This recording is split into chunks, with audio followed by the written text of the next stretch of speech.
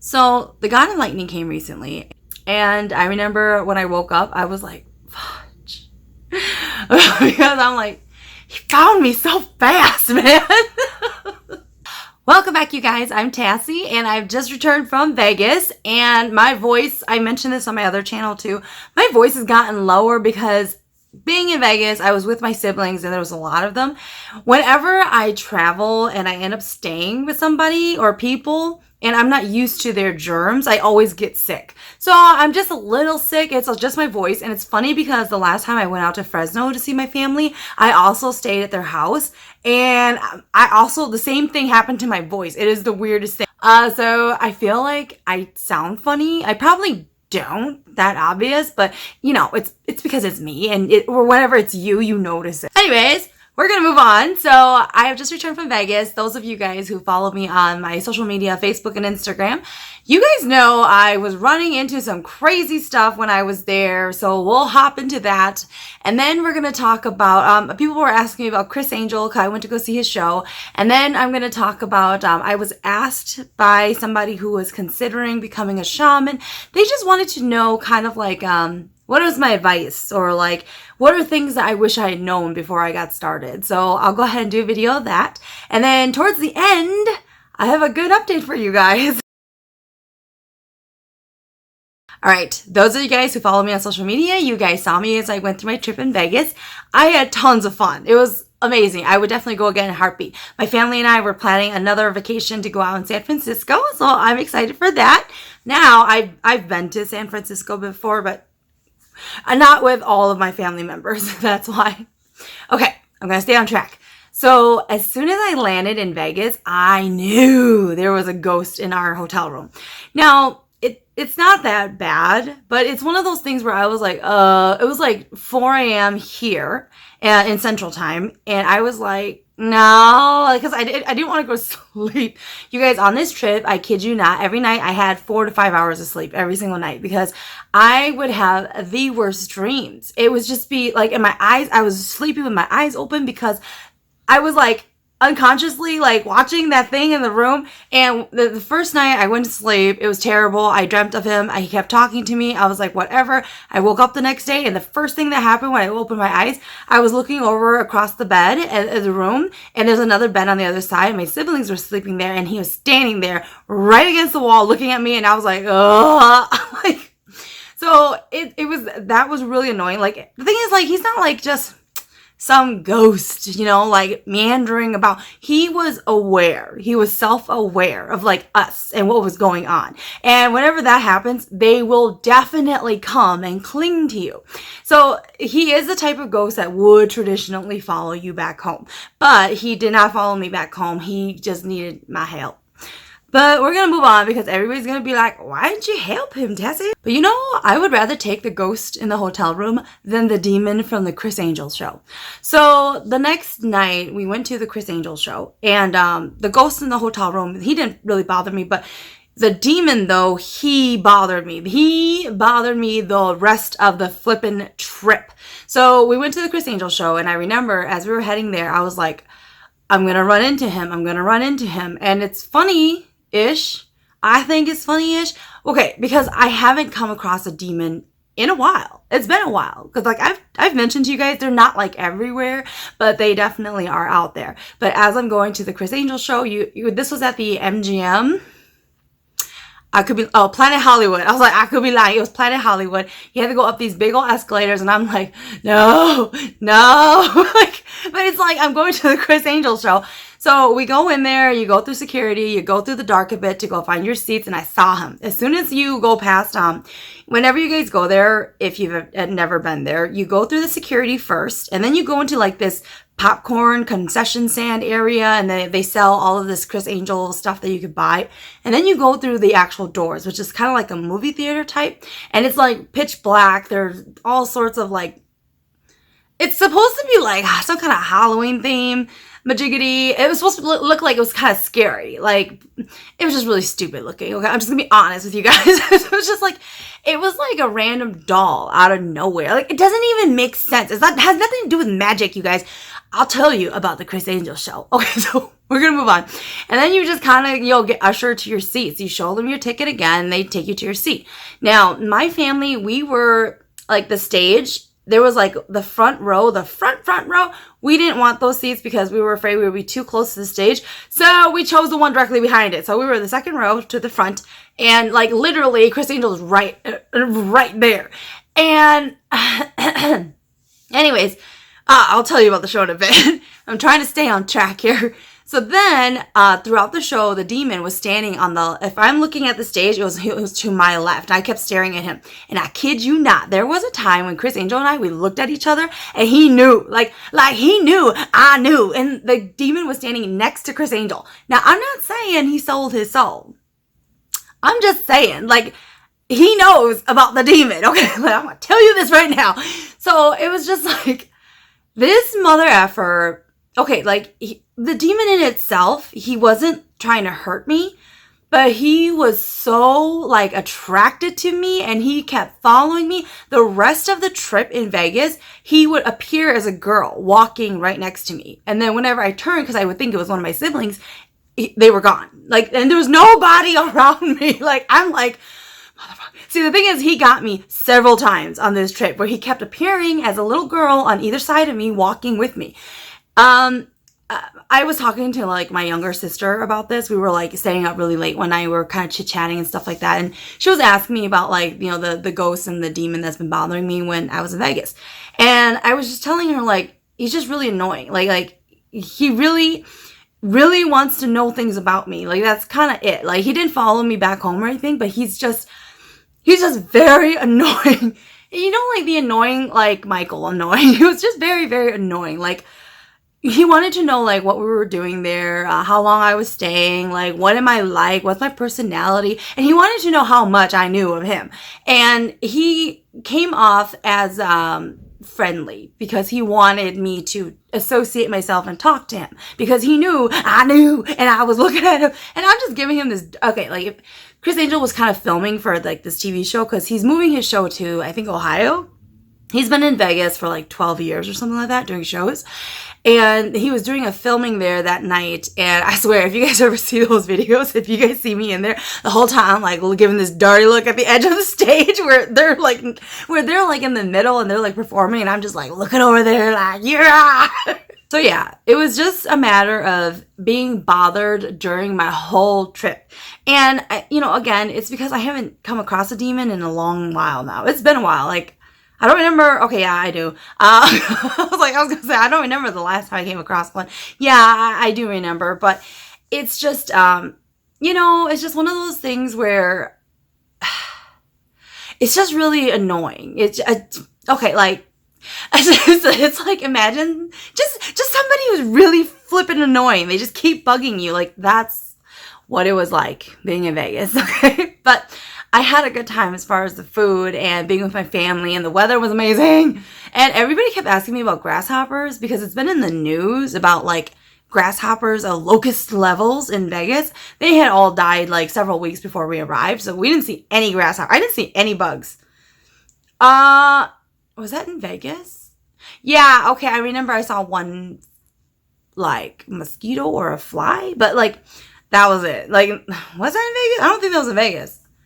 Was that at the airport? I don't know, but like bugs in general, that wasn't a problem in Vegas. Oh, no, yeah, no, that was at the airport. I was standing at the Starbucks at MSP Airport, and there was like a fly, and the guy says it's because they are on the first level and it's right by the door, and the flies come in because they have suites and all that stuff, so totally random. Now, the Criss Angel show.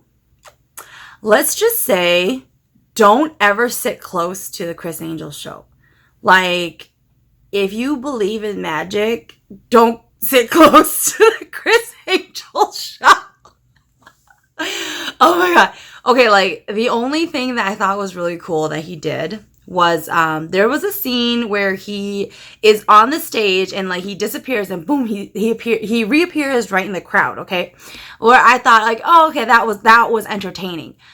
the rest of the show was so, like, I was yawning. Like, you're not allowed to take your phone out during the show, but there were so many moments I wanted to just, like, check my Facebook. I wanted to, like, text other people. Like, I'm not trying to record your show. It was not that good. Okay, like, okay, maybe when he was younger, it would have been great to see, but I felt like he's very old now. Like, he doesn't look anything like the pictures. Okay, like, nothing like the pictures. Very old now. I mean, come on. He's been on Vegas for 12 years doing a show. If Chris Angel ever sees this video, I really hope that he cuts out the fighting scene from his show. That fighting scene was so terrible. Don't even ask me, why is there a fighting scene? Okay, some magic show apparently has a fighting scene. Like karate fighting scene, you guys. Like, and the thing is, what made the show amazing, like, and that is being very generous, me saying it was amazing, it was his assistants. His assistants, phenomenal. Every single one, from the men to the women, they were gorgeous, drop dead gorgeous. And they had so much energy, like, they put on a show. Him, like, I don't know, maybe because he's so used to being on his show. He did, like, minimal work, you guys. And then he did mess up on a couple of the magic shows, or his magic tricks. The stupid one was being the coin one. That was just really stupid. You know, like when you move the coins from your hands. The birds, you can see the bird coming out of his sleeve, okay? Like, and then, like, he did, like, his levitation things, but we could see the string. I kid you not. Okay, so if you've never been to his show, the stage, he does a lot of lighting work, like lights. And there's multiple screens in between it. And there's literally, it's like he mostly uses effects during his show. And we were so close to the stage when they light off the flames in the fire, you could smell the gasoline. Like, that's how terrible it was. Oh, and the best part, I swear he, like, paid actors or something in this crowd, because I was sitting next to, like, this 6-year-old guy, and he was like, he wanted to sleep with Chris Angel. He was so extra. Like, there was no way this guy could be this extra. I mean, maybe he's a diehard Chris Angel fan, and he's followed him around the country for all we know. But his acting was terrible. Like, so there was this scene, you guys, where Chris Angel had asked somebody in the crowd what was their biggest fear. Because basically he was going to make it come true, right? And Chris Angel was like, don't say a snake. Don't say a snake, right?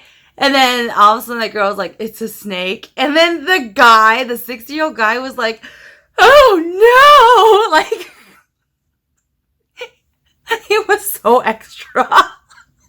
Like, no, not a snake!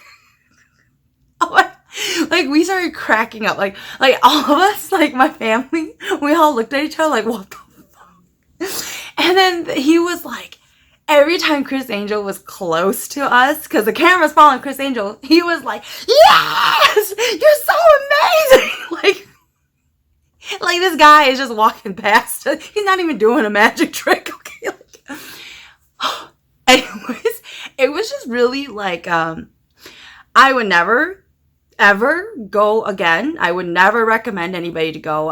You know, maybe if you're a kid, like, but you could see his pants being, like, pulled from the string when he's levitating. And there are some cool effects that they did, but it's not, like, magic. like, I don't know. Like, okay, like, that's the thing, though. Like, magic tricks, they're tricks, you know, and you're supposed to just be mind blown, you know. And he had a show called Mind Blown or something. And, okay, I'm not a huge Chris Angel fan. Okay, I kept forgetting his name. Okay, I kept wanting to call him Chris Simmons for some reason. I do not know why, but I couldn't think of his name as Angel for some reason. But anyways, he was just, it was just not, I don't know, like, it just wasn't, okay, maybe because I'm not a magic fan. Maybe that's it. I went because it was for my sister's birthday. She wanted to go see a show in Vegas, and that's the one she chose. Last note about this whole magical thing. There was this guy who won America's Got Talent, and he's actually the new upcoming huge magician in Vegas. And I'm like, Now y'all tell us, like, we didn't know about this guy until we actually get to Vegas. So there's actually somebody else. I'm going to call him Matt Gordon, but I guarantee you that's probably not his name. He's just some other magician who won America's Got Talent. And people said that, like, the Uber drivers were like, he's funny. He's good. Like, that's literally what they were saying. And I know they were not paid actors. Okay. So it's just, I would believe them. Yeah. But then, like, our last Uber driver told us that this was Chris Angel's last year, and he's moving his show to Ohio for some, I don't know. Okay, so enough rambling about my Vegas trip. We're going to move into basically things that I guess I wish I had known. And the thing is, this is kind of like advice, but this is going to be very subjective to everybody's experiences. And this is strictly my own experience, and not everybody's going to agree or even like the things I'm going to say, but I'm going to say it anyways. So the first advice I want to give to anybody who's considering if they want to become a shaman, and it's just kind of like things that you wish you had known or something like that, or could know. It is very, very lonely being a shaman. It is extremely lonely. And the reason why I say that, it's because other people have a very hard time understanding where you're coming from, even understanding you at times. Like, unless they themselves are a similar type of shaman, you won't connect in that way. Like, thankfully for me, I had a girlfriend who we became best friends because we did have similar abilities. We were not the same in any way at all, but we had that understanding and we understood what we were saying without having to finish it. Like, we just knew. And so it's very, very lonely though. And the whole loneliness thing, it ties in with, like shamans who tend to struggle on their journey. Like, I didn't struggle on my journey, but I had different types of struggles. For example, like, okay, elders, stay away from them. Stay away from elders. I kid you not, okay? Elders that I've found, that elders had the most drama when it comes down to it. They are the most dramatic. Like, you think they were in elementary school. They are so dramatic. Like, chill out, auntie. Like, calm down. Like, they're crazy, though. Like, see, the thing is, they're not just old people, okay? Like, these are old people who know black magic, okay? Like this, they're crazy. They will, okay, and I also think a lot of it stems that they were born during a time of war. Like, that's where their parents came from as well. So I feel like a lot of that has made them into some other breed that you don't mess with, because like, they will cut you. Like, you think you'll cut somebody, they will cut you. Okay, like, they're crazy. So, stay away from the elders if it's possible. Like, just stay away from them. Okay. I kid you not, elders, they believe in survival of the fittest. They do. It is just, they come from a different time. Like, we got it good the way we are now. Like, we got it good. They come from a very, very different time. So if you don't know the traditions, like, especially like things you can or can't say, especially if you can get in trouble for things where they can come back and pin it on you and stuff like that, you need to just be very, very wary, because elders, they will prey on children. Not like in a pedo way, but they will prey on you, as in they will use you. They will. Like, if you don't know how to stand up for yourself or know when you're being used, you will be used. Oh, and you'll be judged. Like, just accept it. You're going to be judged. You're going to be judged, competed against, compared. You will be. Like, you just have to accept it. It's just like, right now, you walk outside that door, everybody who sees you is going to pass judgment. Like, it just happens, okay? You definitely need to be able to live with keeping secrets. Like, secrets you can't even tell people. Like, people who are very close to you. And I have been asked this before, like, do I tell people, like, something tragic's gonna happen to them? Or do I tell people blah, blah?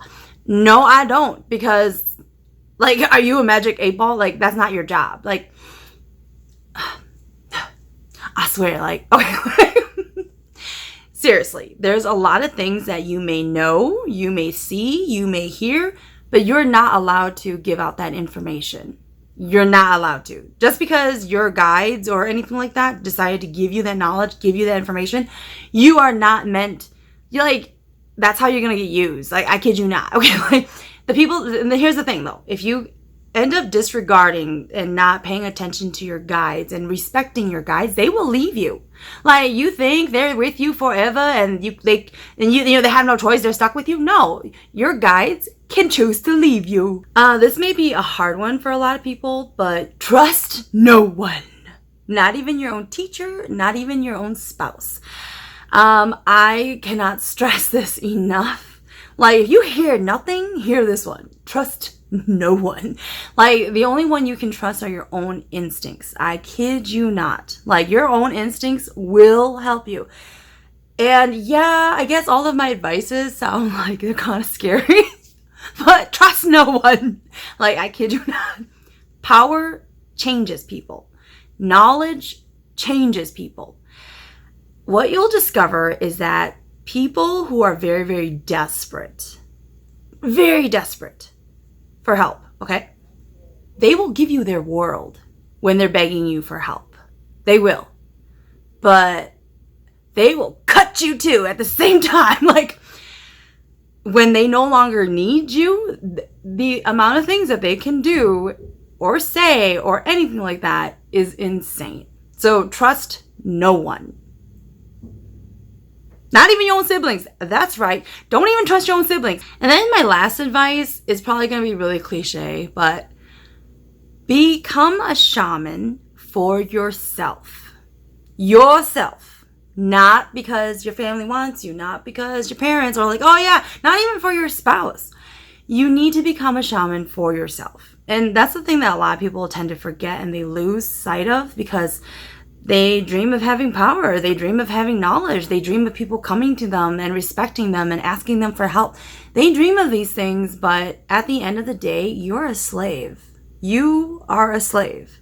If you become a shaman for all these other reasons but yourself, and I'm not saying, like, well, technically it's myself if I really want power. Like, no. Okay, you're not going to get no power. Okay, like, again, y'all going to hate the things I'm saying. Okay, like, you have to become for yourself, because all those things I had mentioned, it's going to happen. Okay, it's going to happen. And if you had become a shaman for all these other people, and imagine all of them are no longer there. They're all gone. Why are you even a shaman then? So you need to do it for your own mental and spiritual health. That's it. Like, don't do it because someone is forcing you into it, or they're trying to sell you that they're going to help you become a powerful shaman.